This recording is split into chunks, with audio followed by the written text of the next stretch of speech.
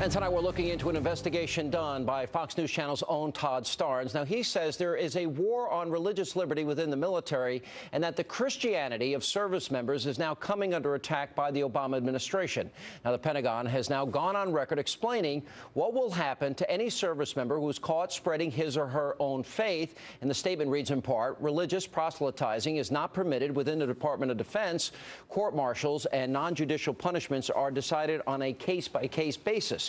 Here to explain the situation from Fox News Radio, Todd Starnes, Fox News contributor, Democratic strategist, Jacques DeGraff. He didn't wear his minister's suit, which is totally unfair.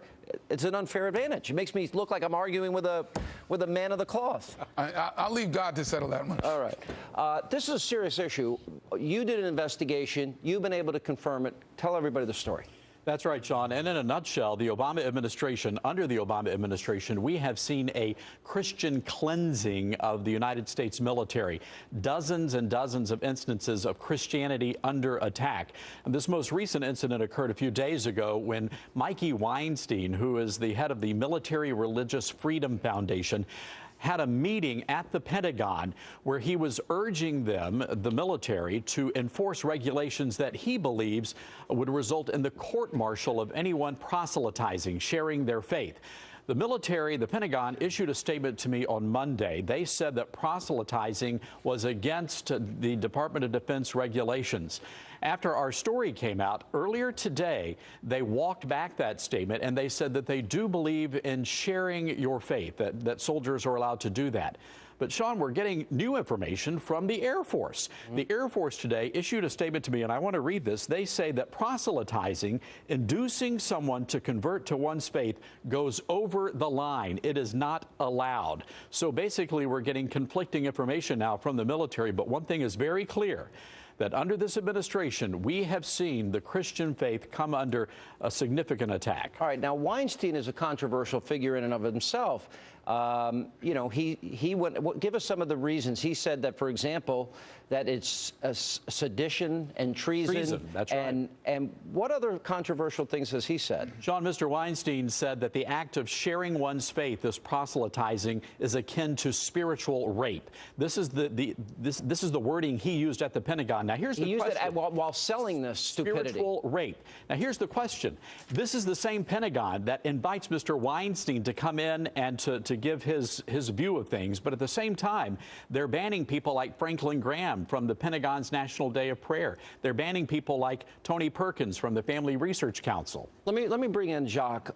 You are a minister. Okay. Now, you and I disagree on politics. But you know something? If you were serving in the military, and because we know how stressful, all these kids are coming back from Iraq and Afghanistan, they have PTSD, the stress, the pressure. I went to church when I was in Iraq, and I've never been to a church service as moving as that in my life because everybody in that service knew that their life was on the line and they could die the next day. It's an experience that you can't duplicate unless you're in a war area. I would love it if you were there to help these soldiers, to reach out to them, to share your faith, to give them comfort and hope and prayer. Forget our political disagreements. Well, we agree on this. The American military force is the greatest force in the history of the world. If you go to Arlington Cemetery and look on the headstones, you'll see crosses. You'll see Stars of David, because those people put their lives on the line for the rest of us to even have this conversation, exercising our freedom of speech and exercising the right to religion. Where we disagree is not on the need to protect that right for those in the military. We disagree on that proselytizing part. They should be allowed to share their faith, but no government employee is allowed to proselytize. So that's not news. So separation of state. But they're saying you can't even speak of your faith. No, they're not. Well, I mean, are they? no, they're not. That's an exaggeration. What they're telling us is one thing, but what's happening in reality is very different. Last year, an Air Force officer had a Bible on his desk. He was told to remove that Bible because it might give the appearance that he was endorsing a specific faith. And earlier today, at the National Day of Prayer event, Rear Admiral William Lee scrubbed his prepared remarks, and he told people there is a storm coming. He said that there are instances that faith is in fact under attack in the military, and he asked people to pray for the soldiers because of what they're having to deal with in the military. This is a little scary. You got to admit, if you can't speak freely, I mean, that's right. Somebody doesn't want to hear it, just say, I don't want to hear it. You know, the issue of a Bible on a desk by a military officer, to me, crosses the line. He's a Bible?